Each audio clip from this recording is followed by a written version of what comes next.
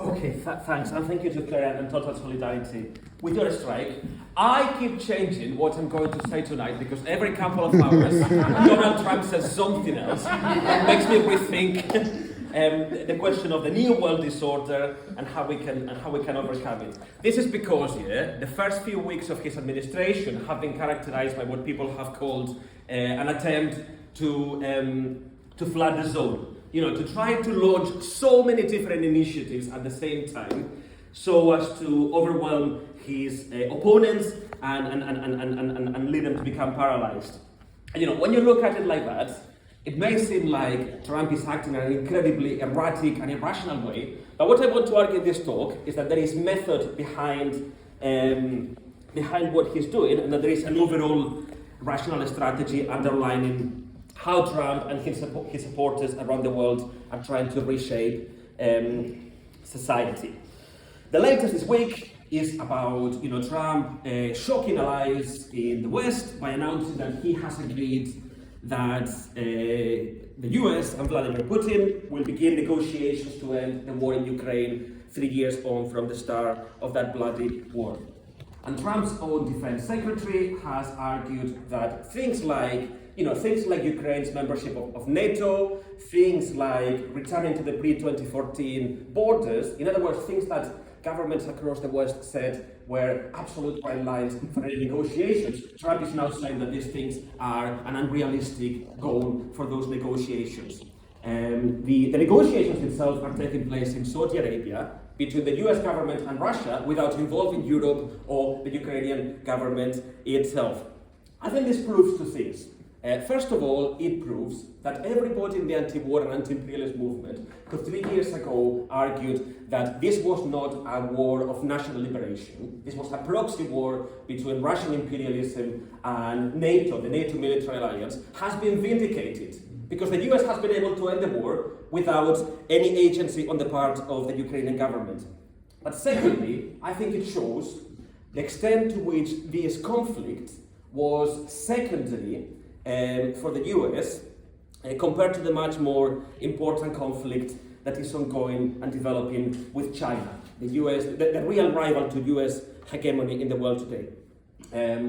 Following the bombshell declarations about peace negotiations, Trump's Vice President J.D. Vance spoke at a gathering of warmongers in Germany last week, where he insisted that the US wants US states to understand that their security cannot rely anymore on US military support, and they need to increase their military spending, and that they should take responsibility for picking up the mess in Ukraine after the peace negotiations.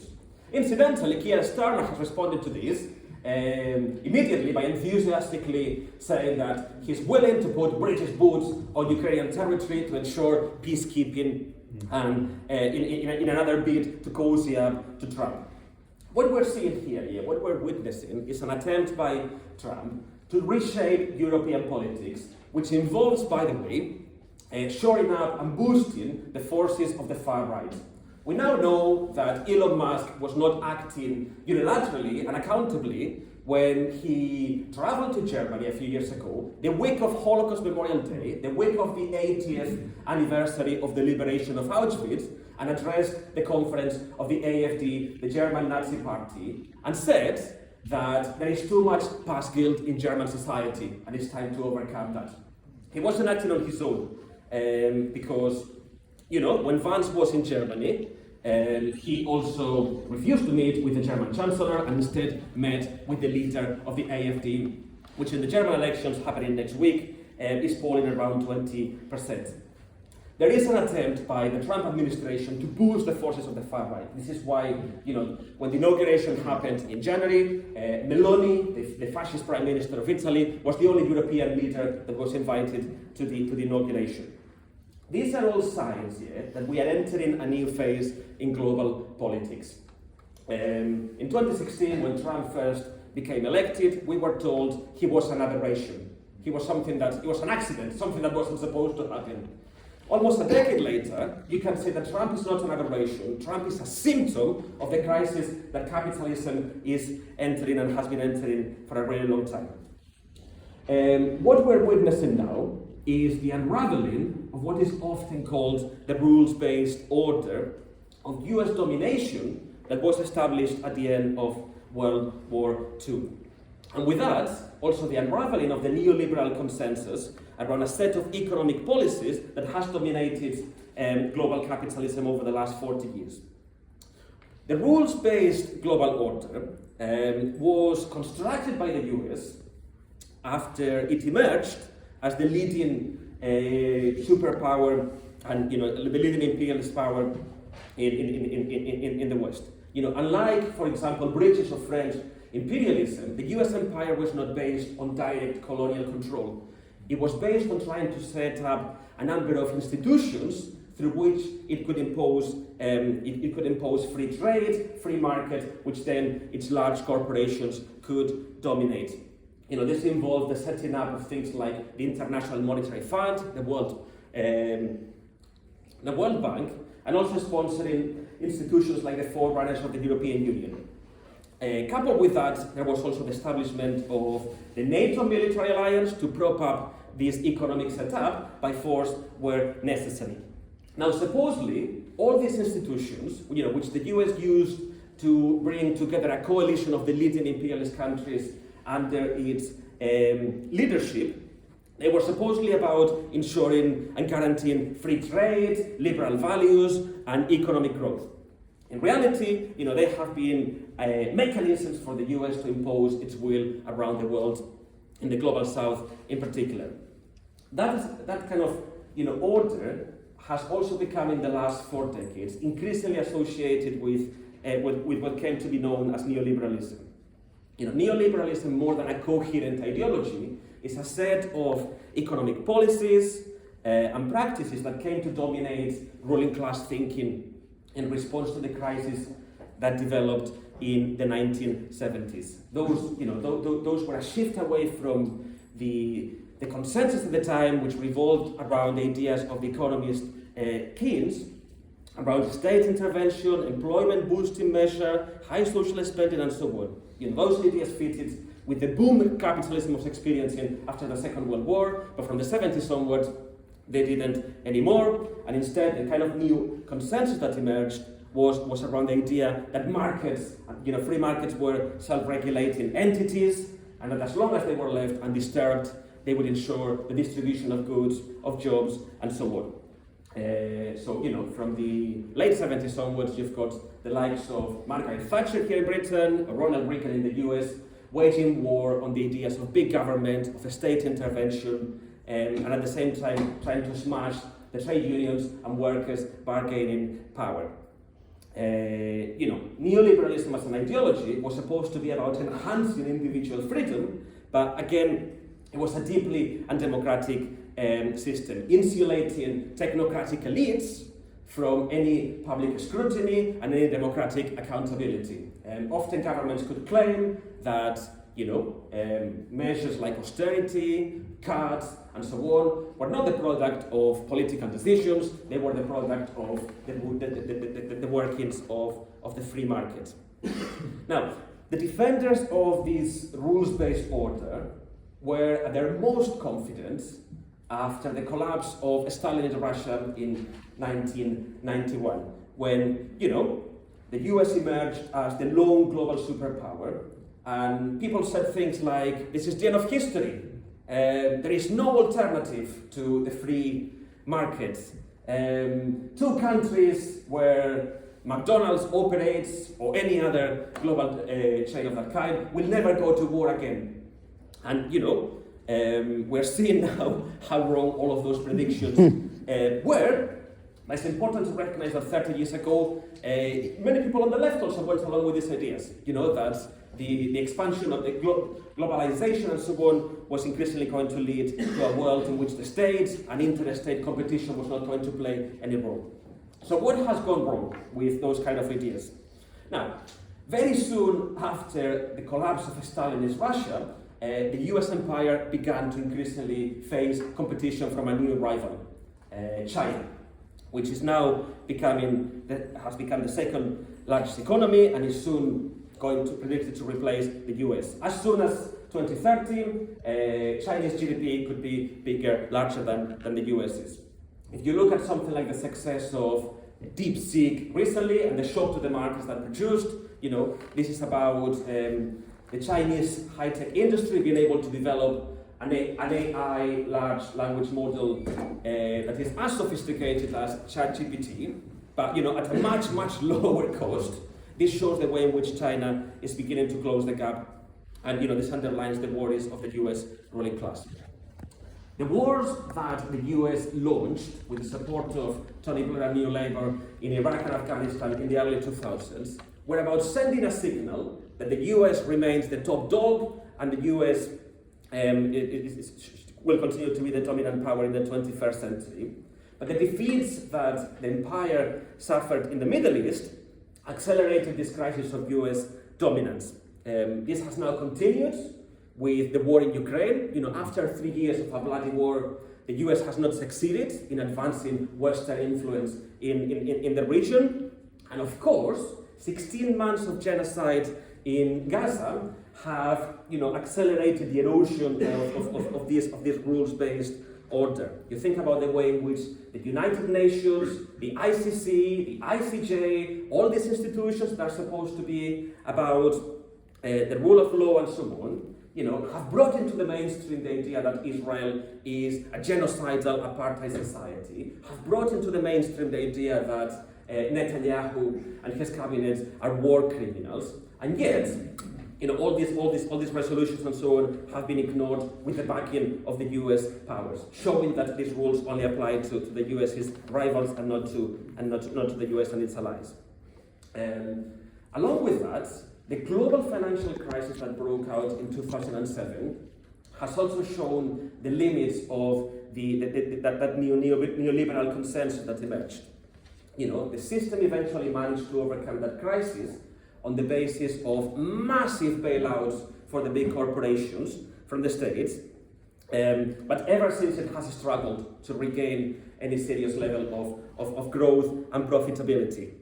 Restoring profitability on a serious basis would require a clear out of unprofitable capital on a much, much larger scale than what happened then. On a scale comparable to what happened in the 1930s, following the Wall Street crash and the Second World War. Instead, because of the size, because of the huge scale of the corporations that dominate countries like the US, states have often felt compelled to intervene to stop them from collapsing. They have been deemed too big to fail, and this has prevented that kind of clear out. Because of this, because of the low growth and the low profitability that dominates the system, what you see in the last decade and a half is the tendency for states to impose neoliberalism and neoliberal measures on a much more authoritarian basis. And this is leading to increasingly to the vanishing of any popular support for those measures. Witness, for example, the mass opposition to the coup attempt in South Korea just before the Christmas break, or the fall of Assad in Syria. This is part of wider resistance that neoliberalism has fueled across the world in the last few decades. Think about the Arab Spring revolutions in Egypt, in Tunisia, and across the region. Think about the echo that they had in European countries like Greece or the Spanish state, or with the Occupy movement and the slogan, "We are the 99%. And only 5 years ago, we saw the beginnings of a global revolt centering around a revolutionary process in Sudan and Algeria, but then also spreading to Chile, to Lebanon, and to many parts of the world. Importantly, this is not limited to the global south. Think, for example, of the almost revolutionary situation that developed in France a couple of years ago in response to Macron's pension reform, with mass strikes, with occupations, and with a mass movement on the streets. Now, what Trump and his cronies are trying to do, when you think about that long view of history, this is not the irrational whims of a despot. There is a logic to all of this, and it's actually a fairly rational response from elements of the ruling class to this long-term decline and falling apart of US dominance and neoliberal decay. In his first presidential term, Donald Trump was surrounded by what the Marxist Mark Davis called the lumpen billionaires. People who were extremely, obscenely wealthy, but who were marginal figures within the ruling class circles, often, fringe misfits, and so on. This is not the case now. Donald Trump enjoys the support of the most important sections of the American ruling class. It's not only what people now call the oligarchy, the tech bosses like Elon Musk and so on who have clustered around Trump. It's also the very important energy sector and the fossil fuel lobbyist. It's about Wall Street, and all of these sections of the ruling class and big capital are behind Trump's project. It has become a cliche to say that we're moving away from a unipolar world with the US as the only superpower to a multipolar one where there is great power competition between the US, China, and to a lesser extent Russia as well. Trump's focus in response to this situation is on containing the rise of China and trying to reshape the world in a way in which the US can continue to be the leading superpower. And in this project, there are some breaks with the past, but there is also continuity. Because, remember that it was a Democrat, Barack Obama, who more than a decade ago made the so-called pivot to Asia, focusing US foreign policy on China. Trump has only continued that trend by imposing his tariff wars and talking up the possibility of military conflict. When Biden came to office in 2021, actually, far from reversing any of the more aggressive stances from the Trump administration, he continued with those tariff wars and intensified some of them around key areas of competition between the US and China, around things like electric vehicles or semiconductor chips. And both, Biden and Trump have been engaged in efforts to reshore, industry to the US territory and increasing military competition in the Southeast China. That's in terms of the continuity. There is also clearly some breaks with the past. Biden wanted to focus on China, but his attitude to the question of the war in Ukraine was, aligned with the majority of the European leaders in trying to lock Russia into a long, protracted conflict that would drain the Russian economy and weaken it as a competitor. Instead, what Trump is doing very clearly is to try to cut US losses in Ukraine now and to pull out as soon as possible. And people may have seen just before this meeting that he's now, in revelations today, it's now being revealed that the US is thinking about locking the Ukrainian government into a deal to repay all the investment that the US has made in the Ukrainian war, and also to give the US exclusive access to resources in the Ukrainian territory and so on.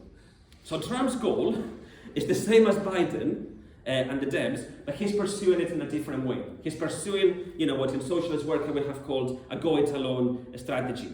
They see US allies and maintaining those institutions of the post-war rules-based order as something that is draining the resources of the US economy and state. The US wants to remain as the world superpower, but it doesn't see those institutions of global liberal capitalism as the way to do it.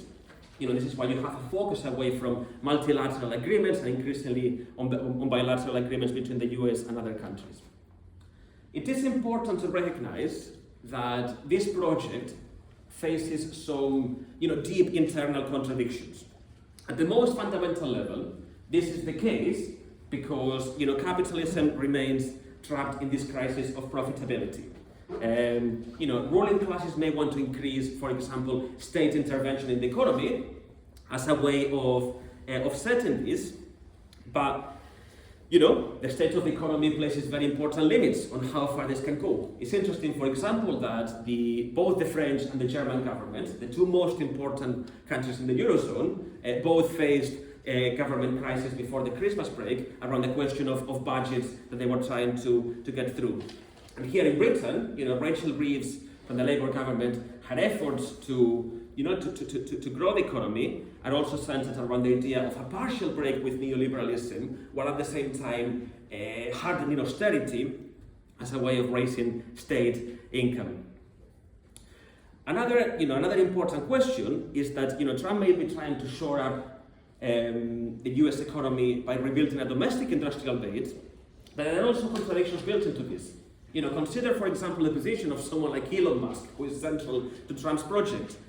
Musk's electric vehicle firm, Tesla, receives billions of dollars in subsidies, tax breaks, and loans from China.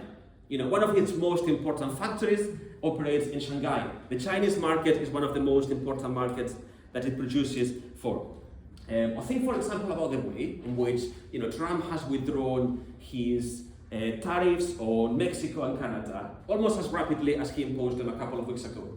Now, it may be the case that this was only meant to be a threat, but it also could be the case that he's responding to pressure from sections of the ruling class that are concerned by the way in which this is escalating economic competition.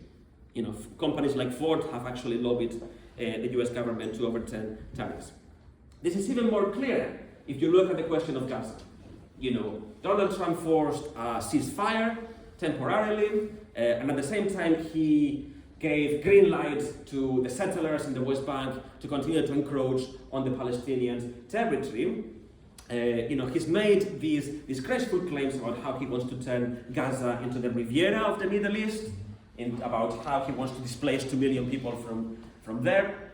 But his Secretary of State has felt under pressure to clarify that none of this may actually happen, because they recognize the way in which, if Trump presses ahead with his policies, this could spark revolts across the Middle East. The rulers of countries like Egypt or Jordan are still haunted by the memory of the Arab Spring 15 years ago, and they know that this could potentially destabilize the region and intensify the crisis of US imperialism.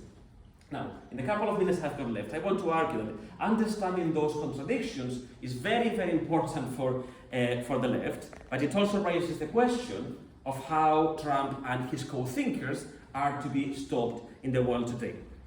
For us, these contradictions are not about expecting a fallout between the different elements of the ruling class. They are weaknesses that our side should be trying to exploit to push back against them. And I think two very, very important things flow from that if we want to build the kind of movement that can confront Trump and the rest of the far right.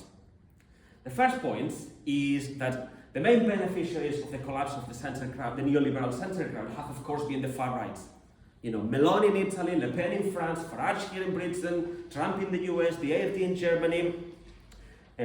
People like Biden or Harris or Macron or Starmer here, are not, as some people argue, a barrier to stop the further growth of the far right. These are the people that have incubated the growth of the far right, and if you want to see an example relevant for us, look at the way in which Starmer is pandering to the racism from Reform UK and its attacks on migrants and refugees.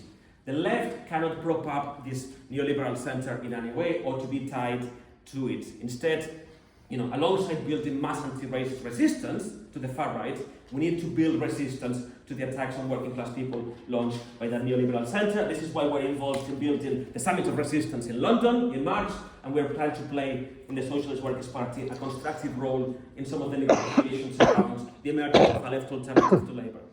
Very quickly, the second thing that flows from all of this is that we need to build a left that goes beyond simply a critique of the worst aspects of neoliberalism and instead identifies the whole of the capitalist system as the problem that is driving us to a world of war, of climate breakdown, and of the return of fascism all at the same time. If you look at some of the exciting left projects that have emerged in the last decade, whether it is Syriza in Greece, Podemos in Spain, Jeremy Corbyn, Bernie Sanders, all of these formations had at its targets, as its focus, neoliberalism. And often, all they could present as an alternative was a return to the kind of, welfare state and social democracy that existed after the Second World War.